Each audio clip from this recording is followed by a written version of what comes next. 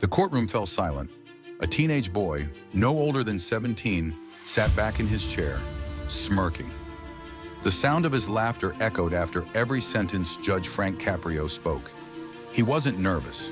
He wasn't sorry. He was mocking the court, mocking justice itself. People shifted uncomfortably in their seats. Even the clerk's eyes widened.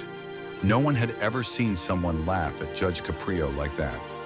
And yet Judge Caprio didn't raise his voice. He simply looked at the boy with that quiet patience that could melt stone. But what happened next would silence the courtroom forever. The case began simply, a speeding ticket, but the boy, Ethan, treated it like a joke. When Judge Caprio asked if he understood the charge, Ethan laughed again, muttering something under his breath. His mother sat behind him, hands trembling, whispering, "Please stop, just stop." But Ethan didn't care. He leaned back and said, "It's just a ticket, old man. I'll pay it," whatever the room froze. Even Caprio blinked slowly, almost as if processing whether he'd heard correctly. But instead of reacting, he leaned forward and said softly, "Son, you may be the first person in this courtroom to think respect is optional." A hush fell. Everyone felt it.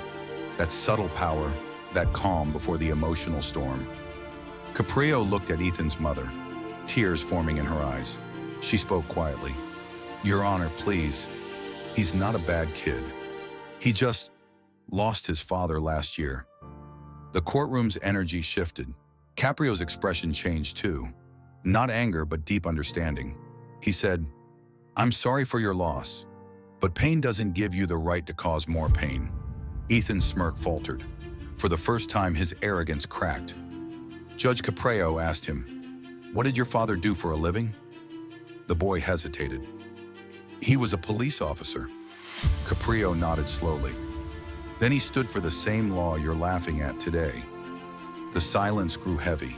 You could hear the clock ticking. Judge Caprio leaned back. His voice softened. "Ethan, I've met many people in this courtroom. Rich, poor, kind, cruel. But I've never met someone who hides so much pain behind laughter." Ethan looked down for the first time. The courtroom felt the shift. The arrogance was gone, replaced by guilt. Caprio continued, "I'm not here to punish you. I'm here to remind you, your father didn't raise a fool. He raised a young man capable of better." Tears welled in Ethan's eyes. His mother sobbed quietly behind him. Everyone in the room watched as the boy who once mocked the judge finally broke down. Judge Caprio stood, walked toward Ethan, and placed a hand on his shoulder.